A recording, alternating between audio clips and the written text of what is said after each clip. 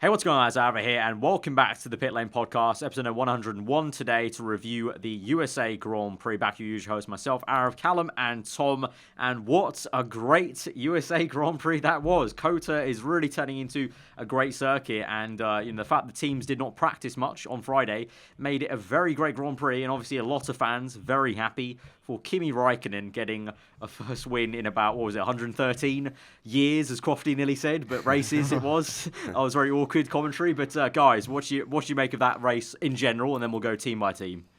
I was shocked actually, because when I saw it, I think we all kind of agreed that even at many points during that race, you thought, yeah, Hamilton still probably got it, and they did so much hype around the fact that he is more than likely going to get the championship that race. It was almost a bit of a cock tease because we had basically anything but that. It was really good to see strategy differences actually sprucing up the race, which I think we've missed in recent times, and Mercedes actually biting the bullet and going, you know what, we're going to make 2 stops instead of 1. But in terms of Kimi Raikkonen, fair play, really fair play, because he definitely the drive of this season on his terms, but he absolutely nailed that one, and he really, even with his racecraft, his pace, absolutely nailed it against Lewis Hamilton and also Verstappen as well, which we're going to jump into in a second. But yeah, fair play to Raikkonen. It took him a while, but he finally got that win. Yeah, I love the race. I thought it was great fun. Really, just like you said, strategy made it interesting. Lots of moments where you thought, Hamilton's definitely right now the VSC pit stop. It's a free pit stop. He's definitely done it now. Ferrari have messed up the strategy. Then 30 laps later, Mercedes have ruined it for him, and Bottas is nowhere. And then in the amongst that, Verstappen's there. Ricciardo's broken down again. It's crazy stuff. So I loved it. I thought it was an awesome race, and it's amazing when you can. I reiterate, I'm neutral. I do have leniency towards Ferrari, but the fact we just had a close scrap made it so much better this weekend. I completely expected a Mercedes walkover, and I loved it when you could see it was just so close to pace, even with Verstappen in there. Who knows what Ricciardo could have done? It was just great to see how close it really was in the end, and that really made it for a great race. Yeah, I think we all thought it would be Mercedes whitewash there, but yeah, it was good to see Ferrari weirdly undoing a lot of their upgrades, which made their car faster, and then obviously Red Bull with Verstappen having a madness, and it was great to see Max and Lewis go wheel to wheel. I loved Hamilton's 2 switchback move attempts. It didn't work out in the end, but it was really amazing to see them go wheel to wheel like that. But let's go race order then. Raikkonen then, we already mentioned him, but let's delve into that then. So obviously 113 races, long time. I think everyone has agreed it's really nice that probably that might be his last win, obviously at Ferrari, because you never know, he could pick up another one, we'll see, but probably that's going to be his last win at Ferrari before he leaves the team. So I thought that's really fitting. I think we've been very critical of Raikkonen, especially me and Callum, I think, on this podcast of Raikkonen, and to be fair, I think a lot of it is justified, but he did the job at USA, pulled out a great strategy, backed up Hamilton in that second phase of the Grand Prix enough where that VSC then didn't work out for him, and it was a mature drive. And afterwards, always great to see Kimi's reaction, the way he asked Hamilton in the end, so did he win the championship or not? It's such a monotone voice. Was great to see. I think that just confirms he just does not care. He was did you win? I didn't even know, mate. Sorry. He was just taking the piss saying that. It really was. No, it was good to see, because we haven't really seen Raikkonen. Obviously, it's the first time he's gained a position on lap 1 since, I think it was Abu Dhabi 2016 or something like that. Yeah. The fact that, obviously, it was very ironic that the first time he actually gains a position at the start, he goes on to win the race, and also he showed brilliant racecraft, fighting off Hamilton, where you think it's COTA, it's not that hard to overtake. So the fact that Raikkonen put his car in the exact correct position to fend off Hamilton, and Hamilton had his work cut out fighting against both Raikkonen and Verstappen, and obviously he wasn't going to take any risks, but that doesn't take anything away from the fact that Raikkonen fought him off brilliantly and also looked after his tyres amazingly to, like what we said, Ferrari usually are the ones on the back foot with the wrong strategy, but they actually stuck with their gut and went, no, this is the right strategy. I think with people, it seemed like everyone was saying with the VSC, it's going to be a blatant, how did they not pit them? And when I was watching live, I thought for Vettel, it made more sense. Not so much for Raikkonen, because Raikkonen's in control. He doesn't have to, it's fine. Even then, it didn't seem as glaringly obvious to me to bring both Ferraris in, because Vettel would have gone all the way back into the traffic, and Raikkonen as well would have gone into all that traffic, and it would have undone any progress they would have made. And they knew Verstappen was there as well as a bit. Exactly, of a he was going to be. He was just kind of he was the monkey wrench in the whole equation.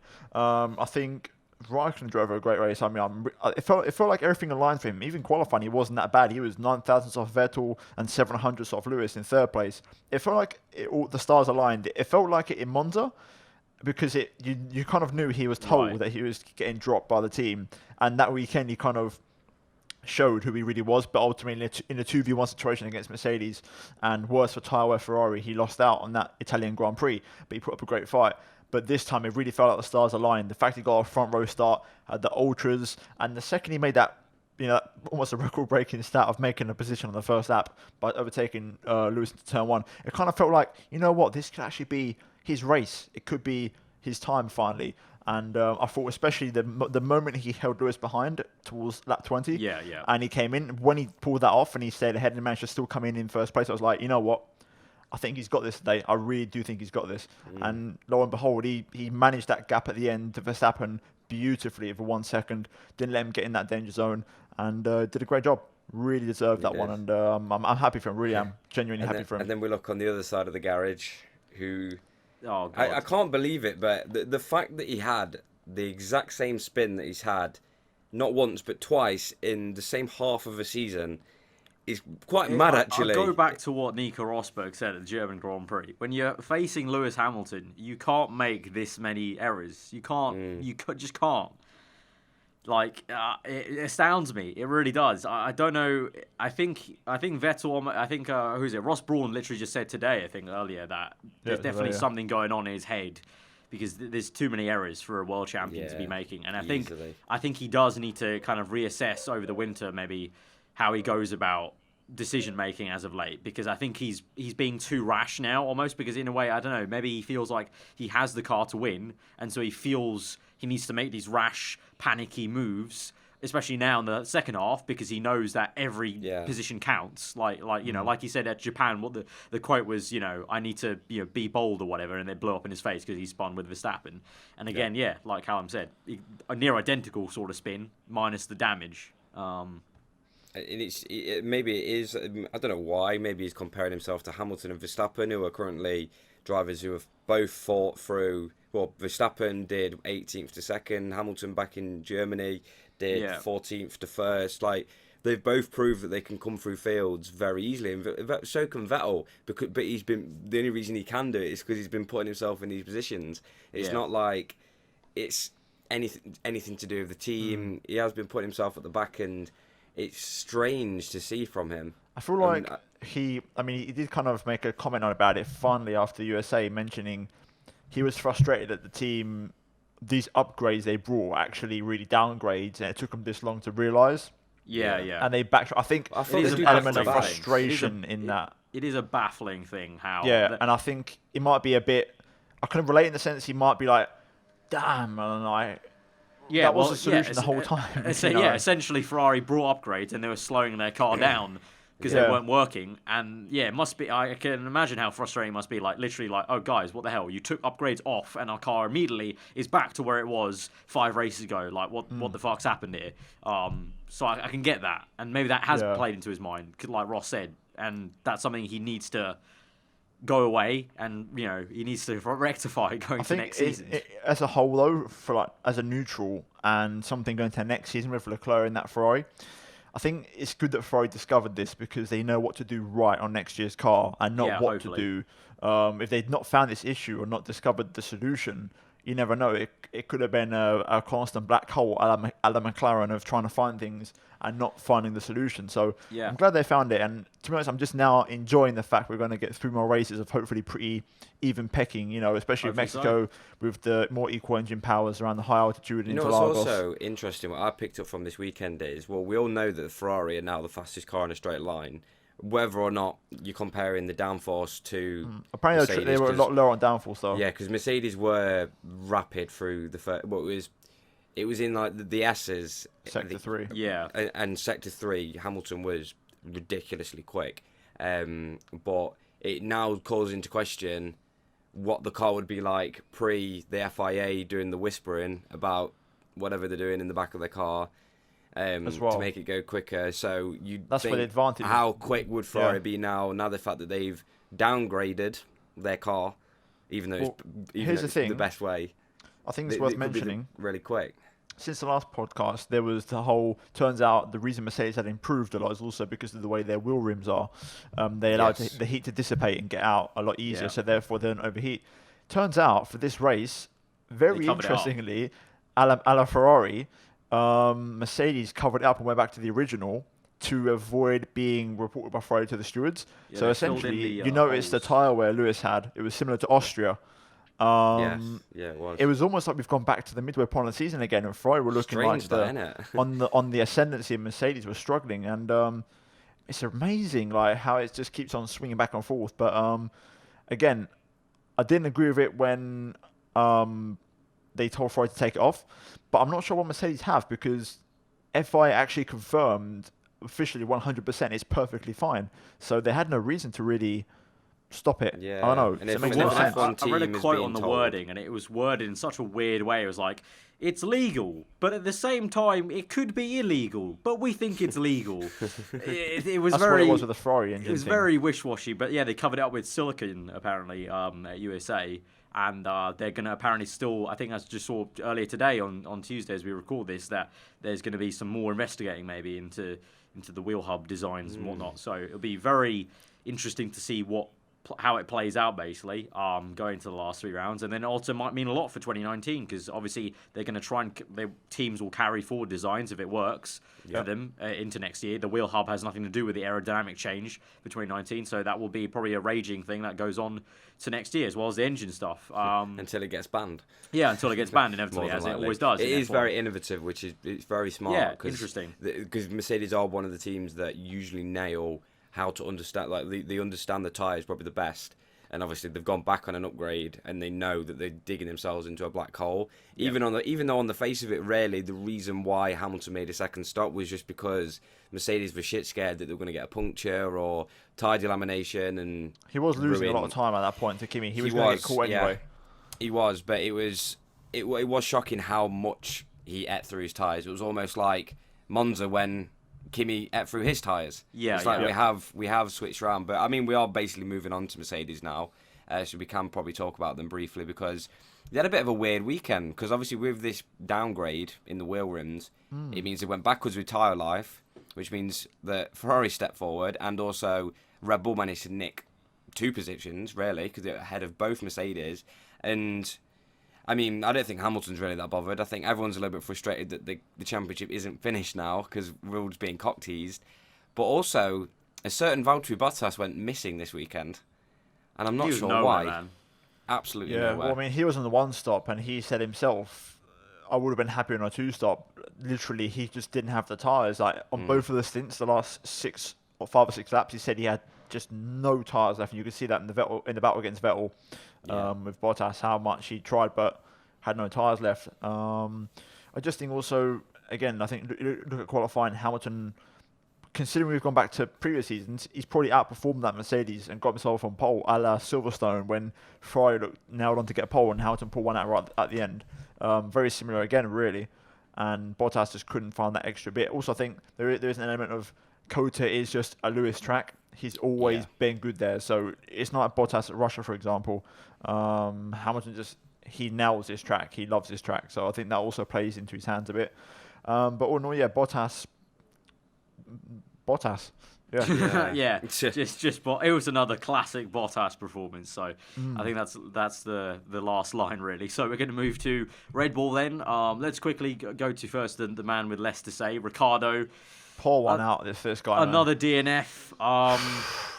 And it's interesting Apparently that's because his 7th or 9th. Yeah, one of those two. But this of the time, season. Horner said it wasn't their issue; it was a Renault issue this time, and he knows that apparently for this weekend it was a Renault issue. So he took a jab.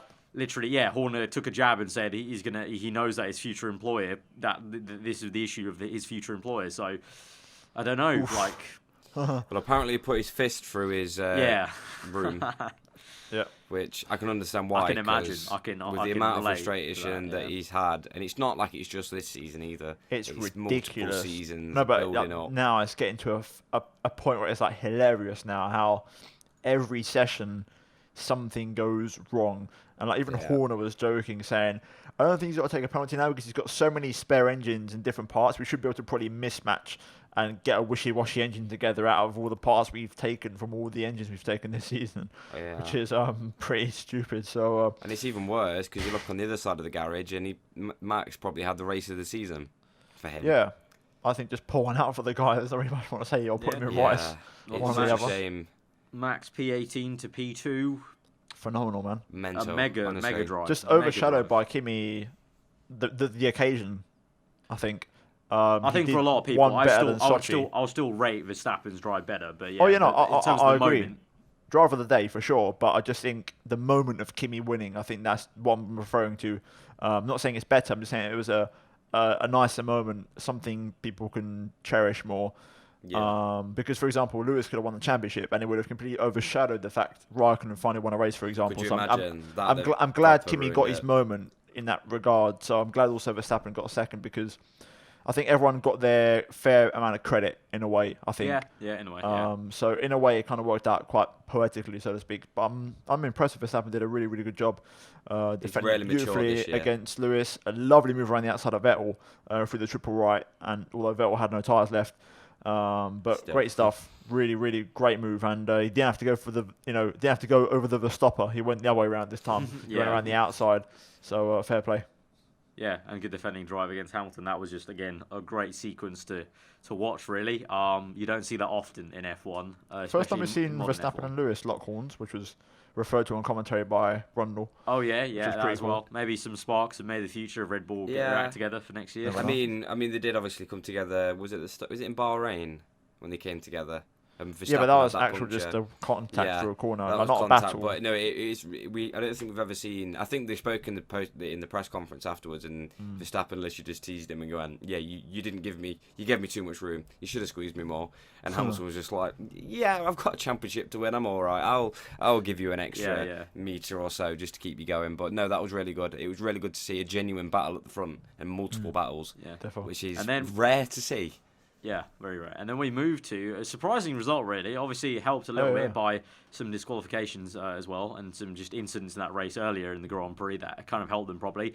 But Renault in the end, P6 and P7, Hulkenberg and Carlos Sainz, in a race where, Japan, we were saying, they've really fallen off the cliff, haven't they? Yeah. Well, apparently they had a review or something. They had some sort of review. An internal meeting or something. Right. It was getting serious. Because and when I saw that article, I thought, bloody hell!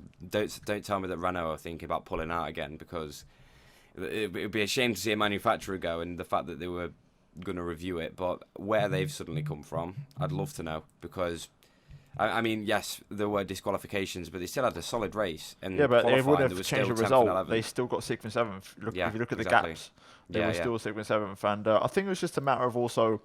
Sainz, for example, started on super softs, good strategy basically from him, and Hulkenberg seemed to just have the pace all weekend. It seems like this wasn't. It's weird because Coda, you think it would be, but Coda didn't seem to be that much of an engine-related power circuit because Verstappen didn't seem to struggle that badly either. Neither did Ricciardo really. Like in qualifying, Ricciardo wasn't that far away. I think it's one of those circuits where you can definitely gain if you are quick enough. You can gain more in sector 1 and 3 to alleviate the pain in sector 2. Because like Force India weren't that spectacular, neither were Haas really. Renault, I think, just maybe, like we mentioned before, have a bit more of a well-rounded car, and I think it worked for them around the circuit. And fair play, that solidifies. Yeah, and nicely poetic in a way of this was the first time, obviously, this pairing was at Renault last year, the first time they formed, so nicely done, like they have another good race here at USA. Because Sainz, I remember last year, was really crazy to see him come into the Renault straight away, perform in quality in the race, so yeah, nice stuff there. And then we move on to the disqualified people.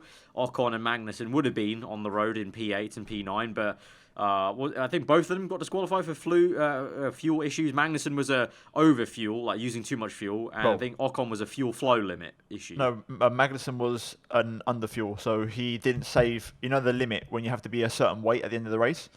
He was 1 kilo below. Sorry, no, 0.1. 0.1. 0.1 Right, yeah, below. so he used too much fuel, and Yeah, exactly. Ocon Fuel was flow. a fuel flow. Kind of like if you remember all the way back to 2014, how Ricciardo got disqualified was the same thing. As there's only a certain amount allowed to be flown through the engine, otherwise it can gain extra power. So unfortunately for them, bad day in the office after what would have been a decent enough positions for both of them, I guess. Is there really much else to say for them? I mean, it's a big shame. It wasn't the big midfield battle that we're used to. It was it was very quiet for forcing Haas, apart from the beginning, obviously, with Grosjean. But I'm trying to remember back, there wasn't a lot. It was actually, surprisingly, for once, we were looking at the front, and there was actually fighting going at the front. Back. Yeah. Yeah, because I was thinking, I was like, God, they're focusing on the front quite a bit. I was like, what's happening in the midfield? And I realised nothing was happening. Nothing, yeah. It was quite dead. I mean, the Renaults were in a race of their own. Yeah. And then I know Ocon and Perez were pretty much line and stern for quite a lot of the race until obviously Magnussen got involved. But even then, there wasn't that much battling. It was very status Pacific. Quo. Very pedestrian in midfield. Yeah. Yeah. I mean, Sergio Perez P8. P9, though, we can talk about. Brendan Hartley from P20, that was, to P9. Cracking drive. Amazing drive. He was Brilliant, so cautious on lap 1, but it worked out for him. Gasly was way more aggressive and gained some positions initially, but then Hartley, the long-term play, great drive, fantastic drive. that. It was aggressive on the back straight. He double overtook Alonso and Gasly, and he then went for avoided a that lovely incident. two-man. But initially in the S section, very mature to kind of avoid everything, and then that was a really nice double overtake, 3-wide moment. I think he deserved it. I think he drove a great race. I mean, he was good in qualifying as well. He's been unlucky, really. And he showed great pace. Like, for once, it wasn't... Like, at Japan, Gasly had some issues, so that's why Hartley was a bit more of a level pegging in qualifying. But this time, for once, it was actually just Hartley. He just had the measure of him for once, which was nice to see in a way. I mean, I love Gasly, but it's good the to see first Hartley. race, isn't it, that they've gone... technically, he's done a full season in Formula 1 now.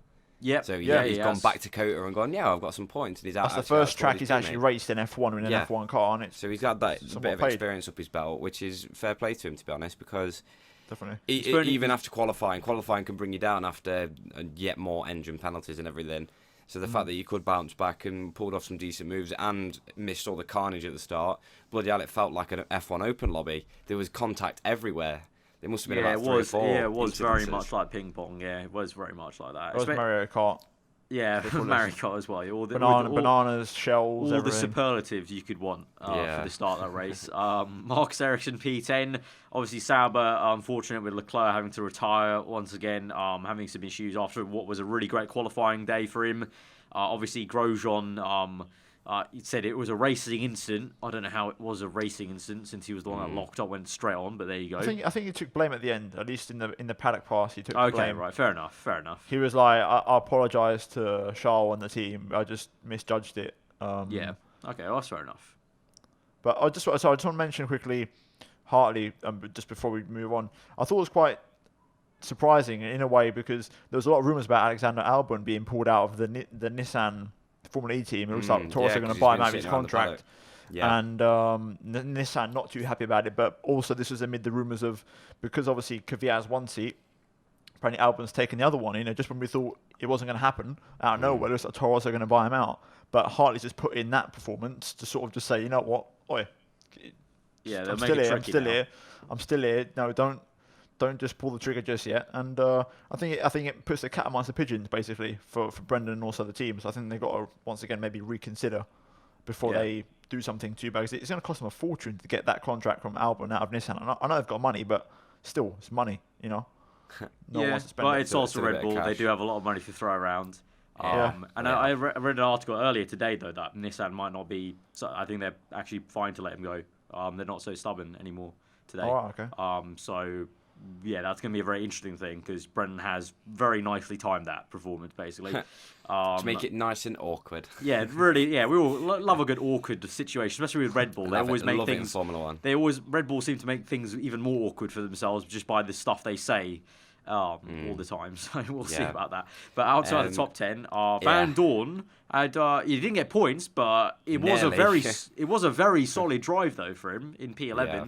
At one point, I think the commentary was literally, if one more person goes out, they'll get points there. It's been a long while for him for points, so Fair enough. Obviously, Alonso got no-scoped out the Grand Prix early anyway, so... By Stroll. That was Yeah. such a strange... I mean, that just literally looked Brundle like... said a racing incident to me. I'm looking at it. I Are was you like, mad? Give him a break. He hasn't been at some races in a while, so he, What was it that Alonso came out with? Alonso literally slammed half the field by just going, he was like, these drivers nowadays. you don't have this in WC, you don't have this in any other, just because they have no talent or they have no experience or anything. It literally just shot down No, I think it's basically more half the the lines field. of they're just reckless. He basically saying. He was I mean- he was like, oh no, I'm not blaming it on Stroll, but they don't have the talent. I was like, okay.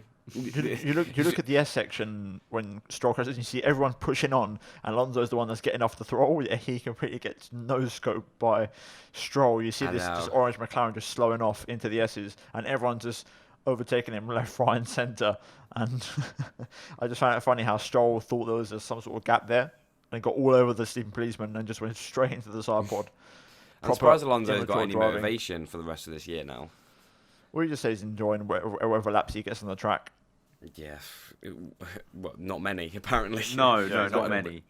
About 400 meters before. I think he he's ends up in he's very much runoff. ready just to go, isn't Yeah, he's like, well, I think it's because he's obviously still doing like IndyCar tests and he's still doing WEC. Yeah. So I think he did the 6 hours of Fuji, I want to say recently.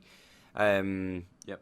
He's just been like, yep, sound. Yeah, I'm enjoying myself. Just I get to play in an F1 car every so often. Yeah, now. he's not doing a which full is, IndyCar season now, so he's actually toning it down for next year. He's having a few less races, which is fair enough. After the marathon he's going to be on this year at 37 years of age, I think he's going to deserve a little bit of a yeah, little he's bit had of like rest 9 season. weekends back to back or something stupid like that. Yeah, It's yeah, fair yeah, enough. yeah. He wants a little bit of rest. So, But I just hope, I don't want to see an Indy 500. I'll be happy because I'll be watching that one again. Hopefully, I'll be pulling for him for sure.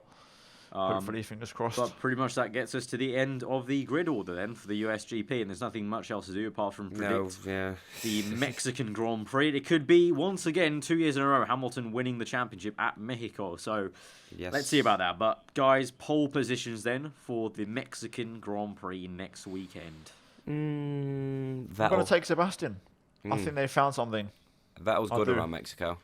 I'm going to He got go pole for last year. a surprise in the cat in the bag. I'm going to go for Max Verstappen, pole position. Yeah, for me, it's between Vettel and Verstappen. I think it's going to be very much a repeat of last year between It's weird that, isn't it? those two. Every set of our predictions has been Hamilton, obviously Again, Hamilton, and then pole's not really something you want around Mexico, is it? Let's be honest. No, So, it's a bit like It's such a long run to turn one. It's it's so tricky. Yeah, I'm going to let's say see what Verstappen. happens. I'm hoping for a bit of a cracker like last year, but I'm going to go Vettel. So me Vettel, Cal Vettel, and Verstappen. So top 5 then. Race predictions. I want to say Verstappen, but I do just want to say Vettel wins.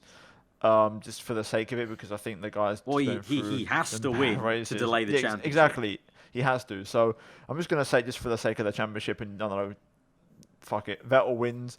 I'm going to say Verstappen second. I'm going to say Kimi gets third. Right. Ricciardo fourth. I hope he finishes the race, and then I'm going to say Lewis gets fifth.